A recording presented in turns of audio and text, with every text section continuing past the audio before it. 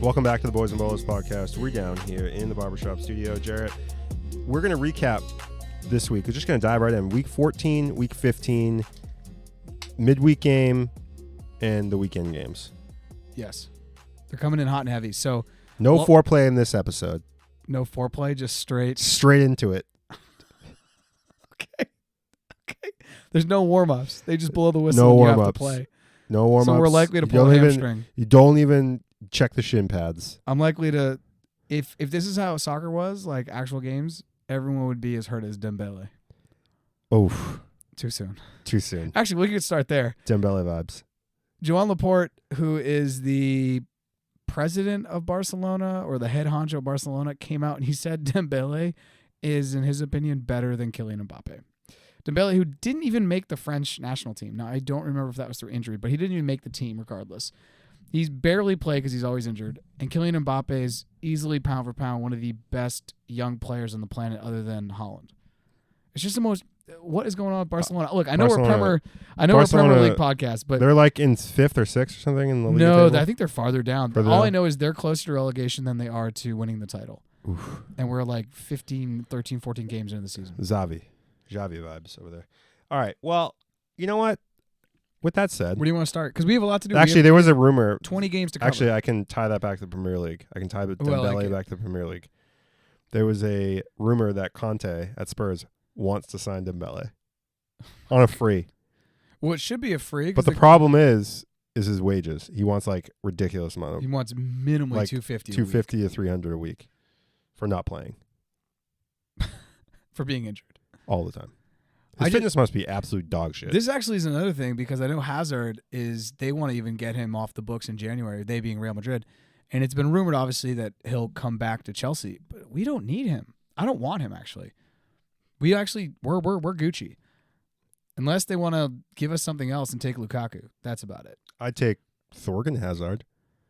Ooh, the other Hazard. At least he's fit. It's really rough. It's interesting to see the fall of Spain. The overall soccer is just kind of falling off, even though Vinicius and Benzema are crazy. We haven't even talked since the Ballon d'Or came out, have we? It's been a while. Messi got it. Yeah, I know Messi got it. But the craziest thing is that one of the, and I don't remember who this was, and I forget who the vote was, I think it was a national team coach, had Sterling in like the top 2. I just don't. What are you watching? And it's crazy that Jorginho got 3rd over Benzema. People know my feelings about Sterling. We don't have to talk about Sterling. No, we don't need to talk about Sterling. He was a disaster for me in all last season. And then he's just annoying. He's just an annoying player to watch. Does a lot of work, gets to the touchline, and then like falls out of bounds a lot of times. Of course, he played pretty well in the Euro, so can't fault him for that. So 14 and 15 for me were interesting weeks as a Chelsea fan because... And we're just going to talk about 14 and 15 as a blur because it seems like a blur. The games are coming early and often. Chelsea, at the beginning of this past weekend for week 15, we started in first. And then Liverpool won and we lost. We lost to West Ham. They had a nice little worldie that I don't even know how that went in. It was ridiculous. Jorginho fucked up and Mendy fucked up for a goal. Yes, it was a shit show of epic proportions. Well, the Jorginho mess up was on week 14. No, he messed up again. That was a back pass. You're right. That was a back. It was a bad back pass to Mendy, and then Mendy should have just kicked it out, but tried to Ronaldinho it. Yeah. Yeah, and then fouled and gave a penalty up. So Chelsea started in first, then we lose that game, then Liverpool wins, then we get down to second, and then by the end of the weekend, because City obviously ran show, we finish in third, and I think it cements City and Liverpool ahead of Chelsea in the title race. Only because those teams can score goals. Chelsea has a problem scoring goals. Romelu Lukaku was the worst buy Chelsea's made since we FOMO'd into Fernando Torres. I've said it. It's been said. I agree with you. He's rough. Other than maybe Kepa. But Kepa is actually going to have to save us because the African League of Nations or the AFCON is starting, and that is going to pull a lot of players away. So, like, goodbye Mane. Goodbye Salah. It's going to be interesting to see. Joel Matip tambien, he's gone. So Liverpool's going to be hurting a little bit. So Bobby Firmino's going to need to step up. Jota's really going to need to step up. They're going to have to. Minamino's going to have to play a little bit more. It's going to be interesting to see how the African Cup of Nations affects the Premier League because in the past Chelsea was always super hurt by that. Not anymore. Not anymore. We don't have as many African players. I'm like running through the lineup. Back to Lukaku, Currently. though. You want to go He back came to Lukaku? in what, the 65th, 70th minute, something like that. He came in as a sub in that week 15 game Yes. where they lost Yes. to West Ham. I thought that was a very poor substitution choice because he's not good against good teams. I mean, we're playing against Kurt Zouma, the guy we sold, and Kurt Zouma's bossing him, and I'm like, oh, this is great. This is coming full circle. I thought Pulisic would have been helpful to start the game, but he had played midweek. It was a lot of things happening in that game. Do you agree? I with agree me, though, that Chelsea are still struggling to find goals. They have goals from like 7 or 8 different players or something, maybe more. I think we have goals from like 7 or 8 defenders. Yeah, like it's crazy. And there's no problem with having. You needed Chilwell in that game. We need Chilwell. And there's no problem with having goals by committee because I think that's how sometimes you get things done where everyone can kind of pitch in. City. See, they literally just throw on a kid who's 19 and then he's programmed like Kate said, and he just and he scores a goal. But I think City and Liverpool do have the edge in the Premier League currently to win the title simply because their defenses are probably. I think Chelsea's defense is still locked down defense, but it doesn't matter if we can't score. Right. And if Mendy's gonna have a brain fart, we're super susceptible, and we're a Thiago Silva injury away of it getting kind of weird. And our back line, the reality of it is, if we're not playing a 3, it gets really funky quick, especially without Chilwell. So I do think right now City and Liverpool currently have the edge. Now I could totally change my mind in a couple weeks, but currently I think they have the edge. Unless something happens in January with Chelsea, because I think they need a wing back on the left because Chilwell's not coming back this season. Pretty bad knee injury, and I mean there's probably going to be players out there they can get that's better than Alonso, or at least quicker than Alonso. I'm not saying he's not a good player. It's just he's not a bad player. It's just if you're playing against a top team, he will get exposed because over 10 meters he's not that fast, and he literally can only use one foot. Mm-hmm. Run the tape. He maybe makes a right footed pass twice a game, and it's like going short in a corner or something. It's ridiculous. He's fairly, he's does what he does. But I mean, I think teams will make some moves. Chelsea might be one of them. I think they're going to send Saul Nunez back. They should. I don't know. We're not using him at all. Yeah. I don't know. I don't know if that's happening in January or in the summer, but there's been rumors too that Werner may go to United. They were talking about that. And I hope that's not like a swap for Martial because I do not want Anthony Martial. Rarely is it ever a swap. You know who I would take? Send me Jesse Lingardinho, dude. Send me that dude and take Werner. Because he's a different player than Werner, and he's just going to, unbalance defenses in a much different way. But I think the thing that we have to talk about... Lingard's going back to West Ham. Lingard's probably... If he goes back to West Ham, that's exactly where I want to go. West Ham right now is a problem. It's annoying. If you look at their results, they've beaten Tottenham. They beat City in City's own cup. They beat Chelsea now. I think they've taken some big scalps. They beat Liverpool 3-2 as well. They've taken some big scalps, and I don't think that they're going anywhere. I was thinking like, oh, yeah, maybe we'll beat them. We'll start to knock them down a peg. They drop some points in week 14. They're not going anywhere. And if they get Lingardinho back, it's a problem. And I haven't run through their roster. I wonder how affected they are by the African Cup of Nations. Because Liverpool's very affected Not by very. that. Not very. I said if they're not, that's it's a huge... Souček, Bowen, Rice, Zuma maybe. Zuma's not even. Zuma's European, right? Silva maybe. Zuma's French, I believe.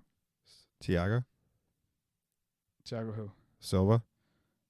Thiago Silva. Sorry, we're on fucking West Ham. We're on West Ham. Sounds too fucking hitting the bleezy on this one. Jeff's literally hitting the bleezy. No, I'm interested to see, and maybe what we should do is when African Cup of Nations, we can do it for the next episode. We can look at all the African players that will be going. They're not losing more than one player. Because Chelsea's affected in the sense that we're losing Eduard Mendy. That is a problem because then Kepa has to play probably through 3 or 4 games. Now, Kepa, in his last 5 or 6 games, has actually played really, really well as far as his goals to shots. But I just have this horrible taste in my mouth from the season that was with Lampard where I think it was every other shot on goal was a goal. Mm-hmm. It was just unbelievable. Yeah. It was unbelievable. Right. But West Ham.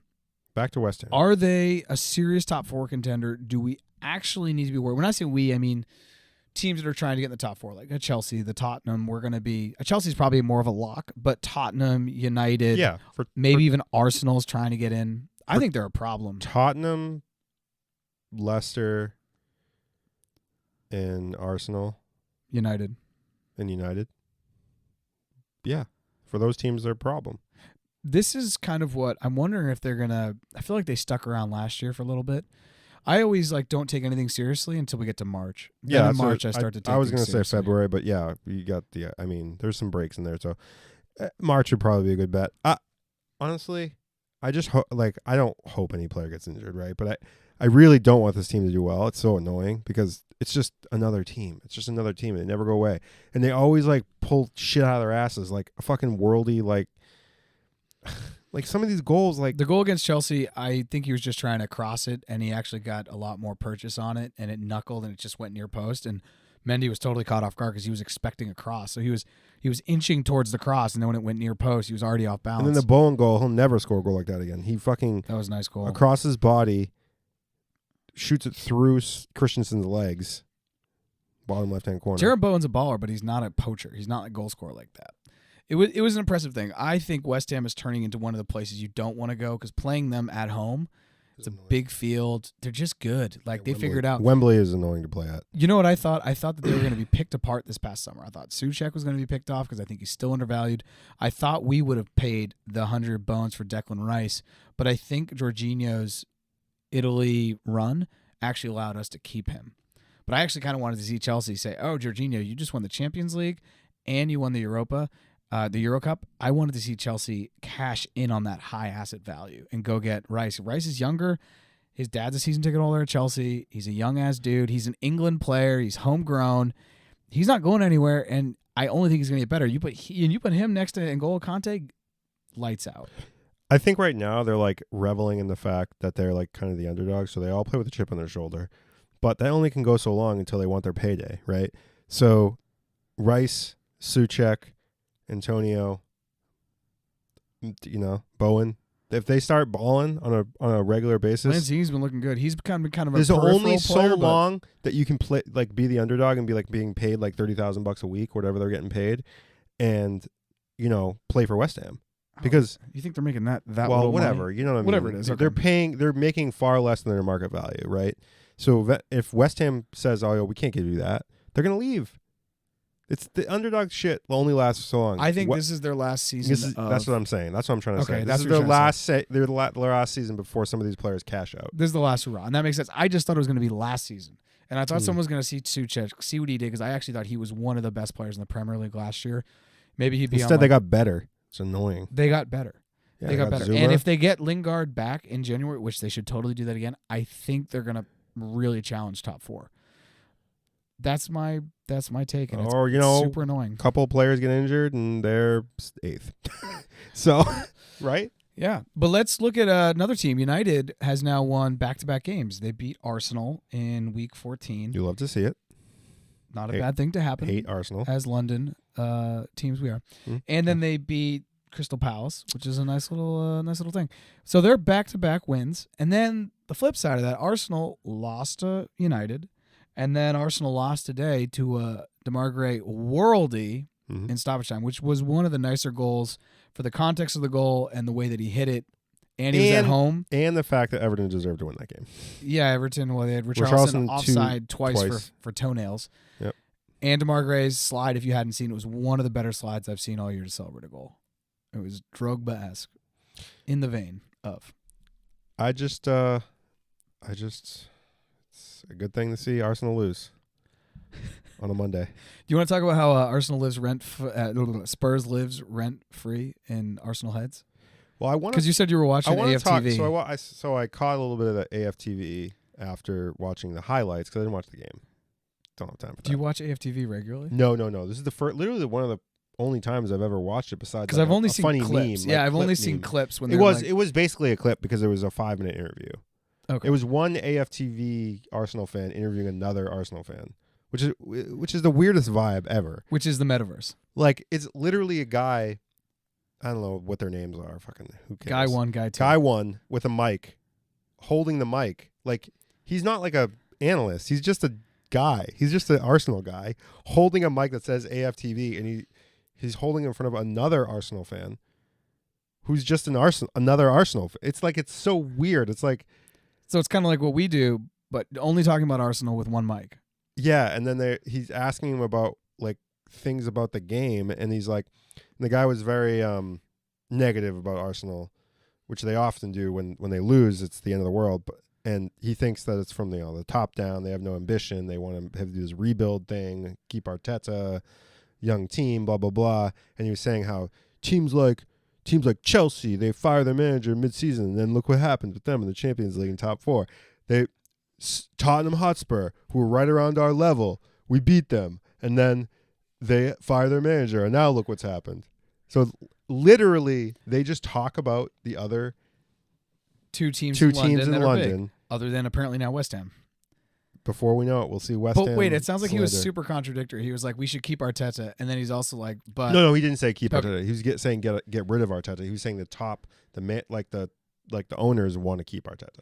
Do you think, if you were an Arsenal fan, or just looking at it as objectively as you can, do you keep Arteta? I mean, I don't even think that the game today, first of all, playing at Goodison I think sucks. I do not like playing there.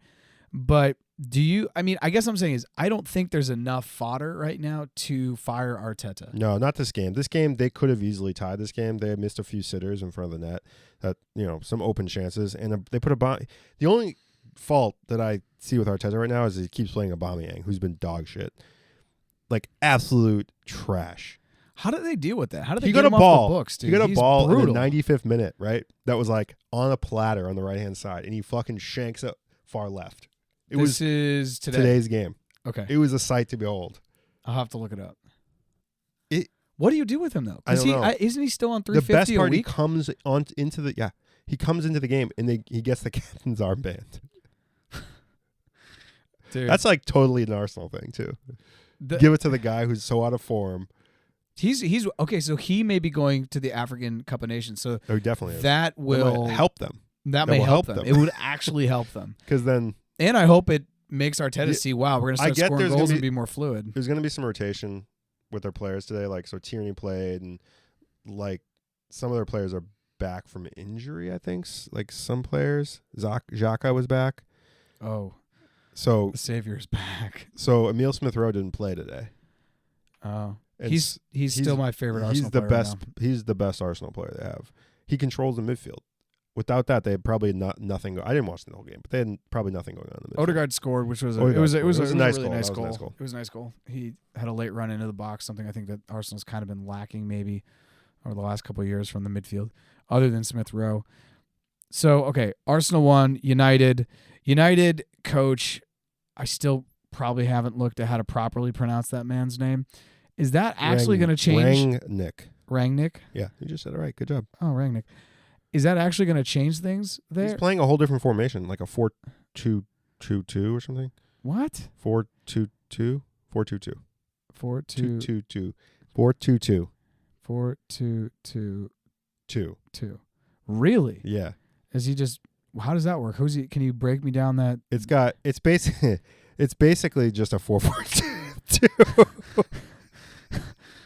My God, I'm dead on the inside. But it really is. If you look at the formation, it's like I'm going to look. It's like got wingers kind of, but then it's got two defensive midfielders, and then it's almost like a diamond type of thing going on with two forwards. Oh my God. It is totally a 4-2-2. Yeah, it's Two. a 4 with a box in the middle and then two forwards. Yeah. This is him basically inviting balls into the box. Yep. From outside wings and just saying screw it, and then they're just going to dominate the middle of the field, I guess. This is a very weird vibe, but I like it. But this will allow them to probably overload and then get the weak side Telles and Dalot, or when Shaw gets back, to get into the wider areas. This is interesting. He's basically inviting people into the wide areas. But I also wonder if he was just doing this against Crystal Palace because they have a bunch of skillers, and you're saying, okay, skill, go ahead, dribble. We'll wait for you. You know, like It worked. And it worked. Well, they beat Crystal Palace. Where's Crystal Palace? Because Crystal Palace was scoring goals. I mean, I don't like playing Crystal Palace either. I mean, Crystal Palace is annoying. Crystal Palace is currently in 14th. And I will say this, Newcastle won a game, which was very good for them, and they knocked Norwich back down to the basement. But the bottom three right now all have the exact same points. Norwich, Newcastle, and Burnley, they all have the exact same points. Norwich is negative 23. That is so brutal. I still don't see a way that they get out of it, but I'm really going to be impressed if Newcastle can get out of the escape. Because for them, it's going to be an escape because the gap is really starting to happen. And I don't know, the new owners of Newcastle are not pumped to go down to the championship. No one's pumped to go to the championship, especially not literally the Saudi state that's like $330 billion. Geesh. Yeah, What I mean, happens? it is what it is. I mean, they're gonna bring in some players in January, and they'll probably make the escape. But who's that third team that's gonna go down? So it's gonna be, for me, it's gonna be Burnley, it's gonna be Norwich, and it's gonna be who? Southampton? No, they're playing better. Probably think Watford. Yep, they're gonna show their true form, unless they bring a player or two in January. But even that. I mean, City beat them up. I mean, City are going to beat, like, that's... I think Newcastle learned that what they should have done was hire Stevie G because he's now 3 wins out of 4. And Aston Villa was floating around relegation, and now Aston Villa is in 10th, and they're on the move. Stevie G has been a revelation for them, and I just don't know how long that's going to last because if he can, like, take Aston Villa and keep them 10 or higher with the league the way it is now, I think it's a super competitive league. I'm going to be very impressed because this is a team, I picked Aston Villa to get relegated. Yeah, I mean, we didn't see Steven Gerrard coming. I mean, I think he's a generally well-liked guy, and so the players want to play for this guy. I mean, there's always going to be a little bit of a hangover, honeymoon, whatever you want to call it, honeymoon period for when a manager comes in. Now, usually it's only like 1 or 2 games. That's why I'm pretty impressed, and they're getting wins that I think they're beating the odds. But let's look ahead. Let's look at Week 16. Week 16 is nearly upon us. More games, more fun in the sun. I don't know why I said that. We've got some midweek games for Europa and Champions League as well. Just to keep that in mind. This week, tomorrow. Good Lord.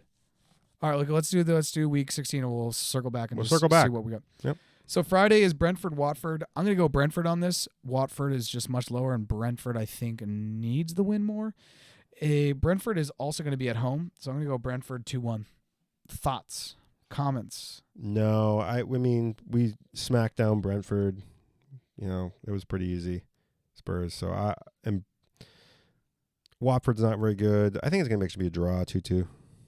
Fair. Next Saturday, the 11th, Man City versus Wolves. I don't see a way Man City lose. I don't even care if it's at the Molineux, and it's not. It's at the Etihad. So, I mean, City 3-1 maybe. City's like just imperial right now. They're robots. They don't even smile. Like they're just like out there running around. Wolves don't really have much going forward in terms of goal score. They have guys who can like pass around the midfield a little bit, but like get the ball, Jimenez, not so much. I think they're gonna have to let Jimenez go. He's not. You come back from an injury. I don't. We'll see. A lot to be said. He's also lost Jota, which I think helped him create more space. So I'm gonna go City 3-1. Agree.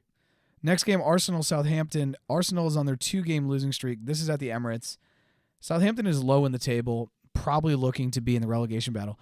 If Arsenal somehow manage to F this up, I think then Arteta is going to – the water's going to start to boil a little bit, if you will. But I do think Arsenal will win this probably 2-0. Where is it? It's at the Emirates. St. Mary's? Oh. It's at the Emirates. Yeah, they'll be somewhat rested. They'll have their main lineup back. I think if he plays Xhaka in the middle, though, with Emile Smith-Rowe, it might go poorly. I completely agree. And so because Xhaka can't make a tackle without getting a yellow, and Emile Smith-Rowe is not exactly a defensive juggernaut. So when the lineup is gonna, I sometimes I think Arteta gets the lineup wrong. So the front. So we're gonna have Lacazette as the main striker with Martinelli and Saka. I mean, that's a strong front three. That's a strong front three. I mean, and their defense is solid. I mean, Ben White, we make fun of him because he's just like human road cone, but he's better than half of the center backs in the league. He's a road cone, and someone came by and put a jersey on him. It cost $50 million. And Tomiyasu's solid. So I'll give it to Arsenal. But it's Arsenal 2-0. 2-1. Next one, Chelsea Leeds. We're at home, and we've got Leeds, and Leeds have got Bamford back. Leeds are still really struggling, and after the loss to West Ham, I think we're going to come back with a vengeance. We're going to be at home, not on the road. Obviously, we have the midweek game, which is less important because we qualify, but we still need to win that game. So it's going to kind of depend, I think, in the player rotation, and I would love for Lukaku not to play. So he's playing. We'll see. He's playing in one of the games. I got Chelsea winning this game 2-0. I think Bamford's good for a goal. I'll take 2-1. Yeah, 2-1. Next game, Liverpool, Aston Villa. Stevie G is going to be going back to Anfield. He will probably get a very warm reception if he doesn't screw Liverpool fans. But I think Liverpool are going to beat them, AFCON or not. It doesn't matter. Liverpool. Yeah, they've already qualified first in their Champions League. Yeah, group. There's no way they can't. So I got Liverpool 3-1 here. They're scoring goals for fun. Yeah, I'm going to say 4 goals. 4-1. 4-1. The next game, Norwich City, Manchester United. Manchester United are on a 2-game win streak. Norwich have actually won a couple games, recently, so maybe they're feeling themselves. They are going to be at Carrow Road. I think it's really tough. I'm interested to see the lineup now, having seen this 4-2-2-2, the 4 box and 2 forward situation he's playing. I do have United winning this game, but this is another thing where United could be super bipolar and, play pretty well, win 2 games, and then drop something to Norwich, a team that's essentially probably relegated mathematically because they have negative 23 goal differential. So I'm going to go still. It's at Carrow Road. I'm going to go 1-0 United. I think they're going to grind this one out. Nah. The post-Rangnick hiring honeymoon period of life is going to continue. And they're going to win 3-0. Fair. Sunday, we got Brighton versus Jaboys, the Hotspurs at Amex. Brighton has been a tricky customer all year. They are sitting in 9th, currently 5 points behind Tottenham that have now gotten all the way up to 5th. What do you think here? It's at the Amex. There's some recent developments. Bunch of Spurs players tested positive for COVID. We don't know if they'll be able to play Thursday. And if they can't play Thursday, there's been a precedent in the Premier League. If there's a bunch of COVID positive tests, the game will get postponed. I'm not sure how many players and what the effect of the whole thing is, but they treat this as a, public health thing. So if it's a players and staff, then and is it at Amex? It's at Amex. Yeah, they won't want them traveling there. So we'll have to see if that game actually happens. Spurs already have a game in hand from a postponed Burnley game. So it could be a push. But if they do play, I think that Brighton has a bunch of players out. They have Trossard out. They have Dunk out. They've got like 6 defenders out. They've got the very weakened team, and so that's you're why telling me it's going to be a shit show either way. I think it's going to be a shit show. I think they might just say, "Screw it, we'll play. We'll go down to the MX. We'll take a brutal team. We'll try to beat this, hurt knocked Brighton up team. Yeah, this knocked up Brighton team. I don't think they get to make the choice. But when they play, regardless of lineup, though, I think Tottenham will win by a goal or 2. So. Yeah, a goal or 2. The next game is Burnley versus West Ham. Burnley's at Turf Moor. West Ham is freakish. I just say West Ham win. I actually don't know the scoreline, but if you're betting this week, this is probably the most sure win. Burnley is in shambles. They're probably in relegation, if not relegated zone most of the season. And West Ham are probably going to be fighting for top 4. It might snow, and they might just not put the tarp on the field and not keep the grass. Whatever he's postpone another game. He's a winner himself, so he's just going to have to keep postponing the games. Anyways, when that game happens, West Ham will win. The next game, Leicester City, Newcastle. Newcastle are coming off a dub. So they're playing against Leicester.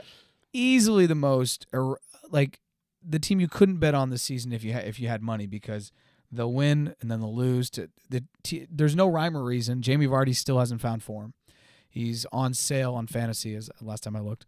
I'm going to go with Leicester because they need this, and they're also at the King Power. But honestly, Newcastle are in dire straits, and they have really something to play for. Yeah. Leicester have a midweek Europa League game, I believe. But they're much better than Newcastle. They're much better on paper. Newcastle. And they're going to be at home. So I do think that should hopefully make all the difference. I'm just going to say they're going to win 2-0. That's fair. Okay.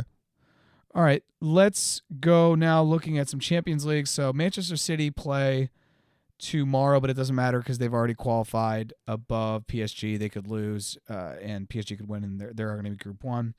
The Group B, we're going to look at that really quick, but Liverpool have also already qualified. It doesn't really matter, and they also play tomorrow.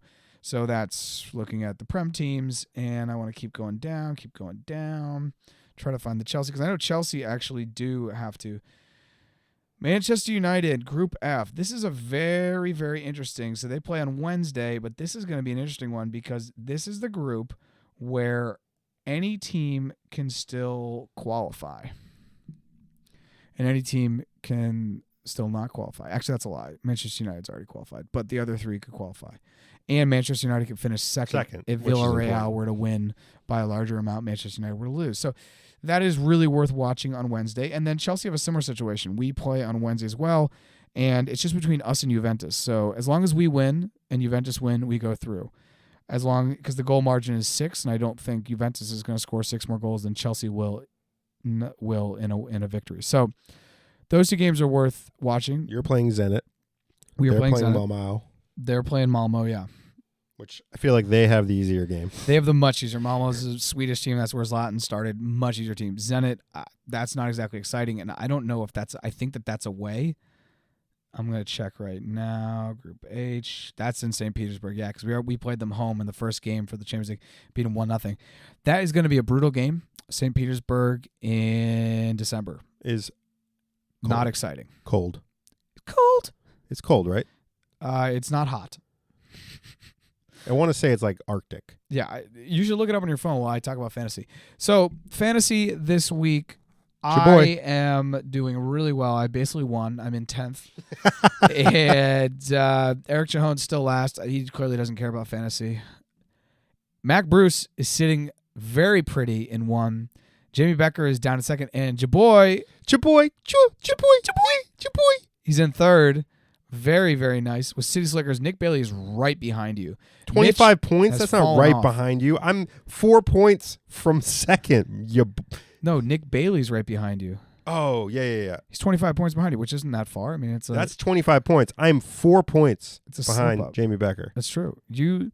I'm 4 points. If Jeff wins, it's gonna be a weird vibe, guys. I will pay him in pennies. I will go to my bank, get $50 out in pennies, and pay him. You need to. That's 100 rolls of pennies. 21 points behind Mac Bruce. That's less than your 25 behind 4th place.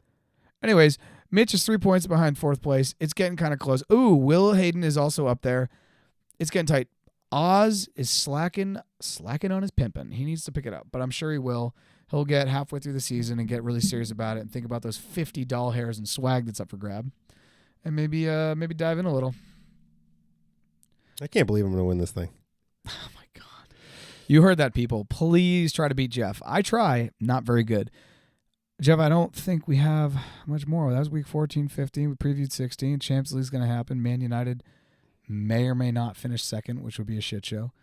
PSG's really put themselves in something because in the next round they're going to have to play Real Madrid, Chelsea, Liverpool, City, potentially United. It's not going to go well for them.